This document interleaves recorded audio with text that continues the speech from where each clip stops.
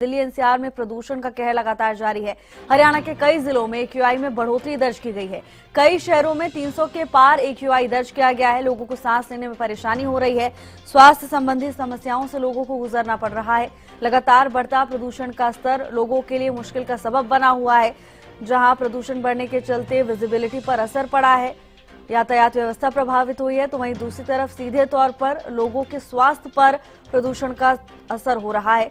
लगातार गिरती वायु की गुणवत्ता अब लोगों के लिए चिंता का विषय बन चुकी है। तो वहीं स्वास्थ्य विभाग की ओर से लोगों से अपील की गई है कि जरूरी एहतियात जरूर बरतें, जरूरी होने पर ही घर से बाहर निकलें और घर से बाहर निकलने पर मास्क का इस्तेमाल जरूर करें। बता दें कि कई शहरों में 300 के पार एक्यूआई दर्ज किया गया है। लोगों को सांस लेने में भारी परेशानी हो रही है। अस्पतालों में मरीजों की संख्या में इजाफा देखने को मिल रहा है। लंबी लंबी कतारें मरीजों की देखने को मिली हैं। हरियाणा के कई जिलों में भी एक्यूआई में बढ़ोतरी दर्ज की गई है। दिल्ली एनसीआर में प्रदूषण लगातार कहर बरपाता जा रहा है। वायु की गुणवत्ता में कोई सुधार देखने को नहीं मिल रहा है। हरियाणा के कई जिलों में एक्यूआई में बढ़ोतरी दर्ज की गई है, जिसके बाद अब लोगों की चिंताएं और बढ़ गई हैं। वायु प्रदूषण के चलते लोगों के स्वास्थ्य पर असर हो रहा है।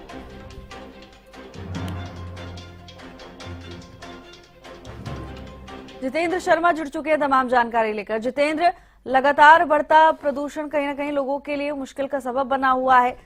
क्या कुछ क्षेत्र में स्थिति है?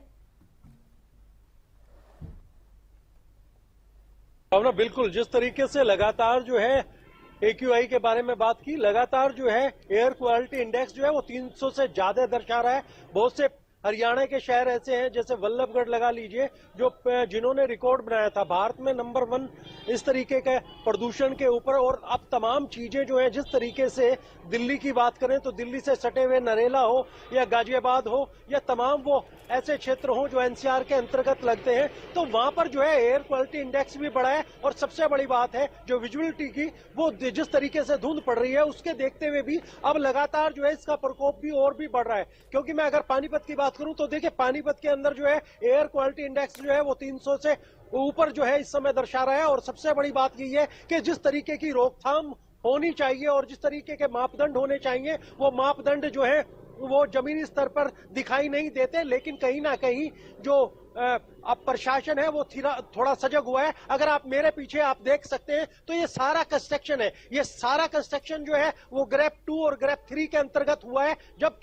जबकि जो नियमावली ये कहती है कि इसके अंदर किसी भी प्रकार का कोई भी कंस्ट्रक्शन नहीं चाहिए। लेकिन भावना, मैं यहाँ एक चीज और बता दूं कि अब जो है केंद्र सरकार और बहुत से राज्यों की सरकार बड़ी जल्दी ये भी फैसला लेने वाले हैं कि जो डीजल की गाड़ियां जो चलती हैं उन पर रोक लग सकती है। आने वाले समय में आपको डीजल भी नहीं मिलेगा। तो ऐसी चीजें जो है, इनमें शहर जो है जैसे बुलंदशहर हुआ, बागपत हुआ, गाजियाबाद हुआ और तमाम ऐसे शहर निकल कर आ रहे हैं जिन पर जो है इस तरीके की रोक लग सकती है, क्योंकि वहां का एयर क्वालिटी इंडेक्स लगातार बढ़ रहा है। लेकिन फिलहाल जो है पर्यावरण को प्रदूषित मुक्त करने के लिए प्रशासन जो है कहीं ना कहीं वो भी थोड़ा सजग हो रहा है। उसके लिए जो है जिस तरीके से लगातार जो है दिल्ली की टीमें जो है लगातार जांच कर रही हैं। कल भी हमने देखा था सोनीपत के अंदर जो है एक विशेष दस्ता जो है वायु गुणवत्ता को लेकर जांच कर रहा था। तमाम फैक्ट्रियों को लेकर जो है कुछ फैक्ट्रियां भी सील की गई। तो इसी तरीके की पानीपत में भी जो है अब लगता है कि कहीं ना कहीं प्रशासन जो है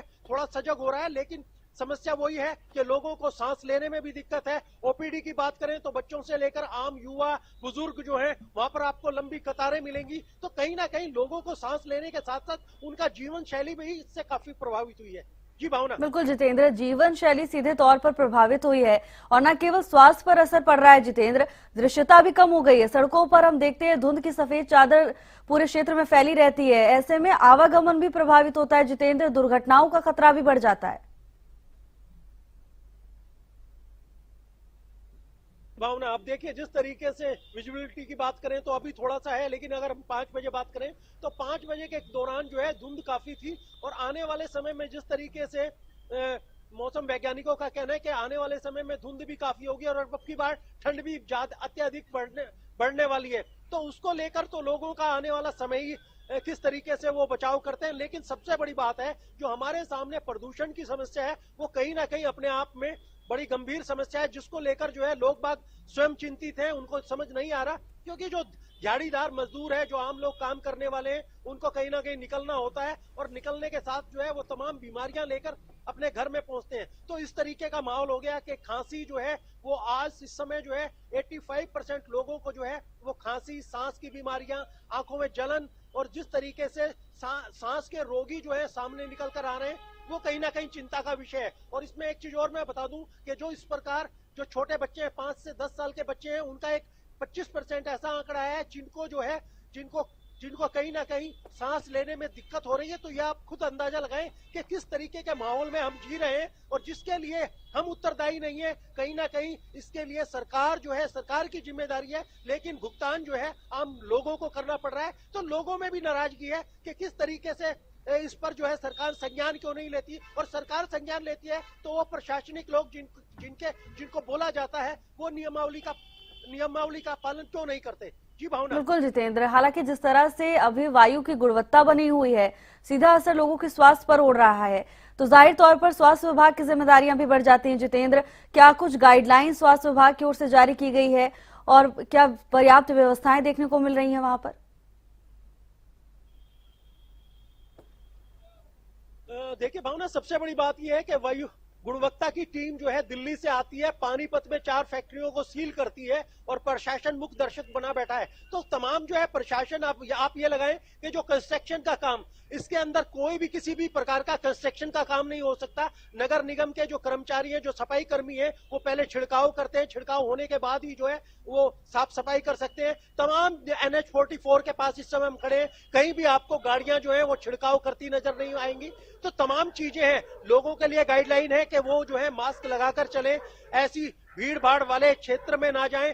लोगों से अगर उनको लगता है कि कहीं पर कोई पुराली जलाने का या कहीं पर किसी तरीके की कोई आग जलाई जा रही है तो इसकी सूचना दें, लेकिन कहीं ना कहीं इसको लेकर जो है प्रशासन को खुद सजग रहना पड़ेगा। लेकिन आम लोग जो है, जिनकी दिनचर्या है, जिनको निकलना भी पड़ता है, तमाम कार्य भी करने पड़ते हैं, तो कहीं ना कहीं ये जो है आम लोगों के लिए चिंता का सबक बन गया है। लेकिन गाइडलाइन वही है कि इसके अंदर तमाम जो चीजें हैं उसको लेकर जो है लोग बाग जो है मास्क का अत्यधिक प्रयोग करें। सबसे बड़ी बात यह भी है कि जिस तरीके से आम बच्चे जो है स्कूलों में जाते हैं, आज तो देखिए रविवार का दिन है, लेकिन फिर भी हम देख रहे हैं जिस तरीके की कोहरे की धुंध है, लेकिन हम भी बात कर रहे हैं तो हमें भी कहीं ना कहीं बोलते हुए सांस में जो है प्रॉब्लम महसूस होती है। तो ये आप अंदाजा लगाएं कि किस तरीके का माहौल जो है इस समय हमारे इर्द गिर्द जो है बना हुआ है। बिल्कुल जितेंद्र, हालांकि अगर बारिश हो जाती है तो कहीं ना कहीं लोगों के लिए राहत भरी की खबर होगी। क्या कुछ पूर्वानुमान है? क्या आगे आने वाले दिनों में बारिश को लेकर कोई पूर्वानुमान मौसम विभाग की ओर से जारी किया गया है?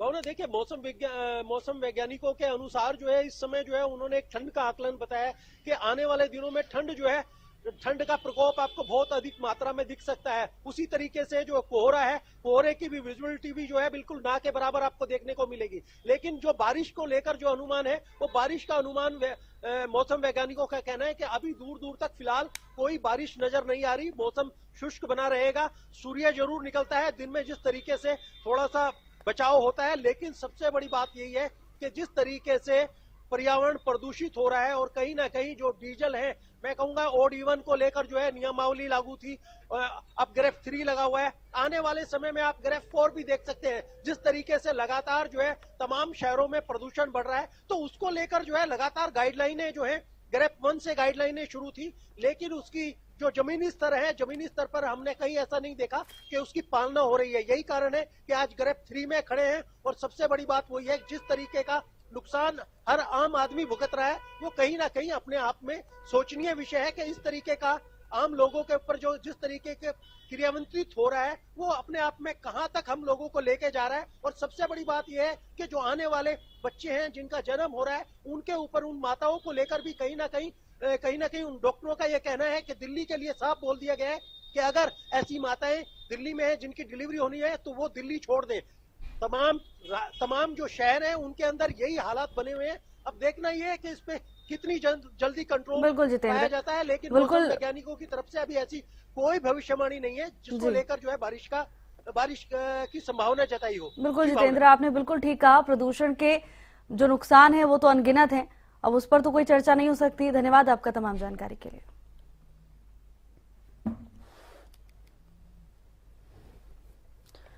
दिल्ली एनसीआर में लगातार प्रदूषण का कहर जारी है। हरियाणा के कई जिलों में एक्यूआई में बढ़ोतरी देखने को मिल रही है। कई शहरों में 300 के पार एक्यूआई दर्ज किया गया है। लोगों को सांस लेने में भारी परेशानी हो रही है। तस्वीरें आपको दिखा रहे हैं। प्रदूषण के चलते पूरे क्षेत्र में सफेद चादर छा गई है, जिसके चलते आवागमन प्रभावित हो रहा है।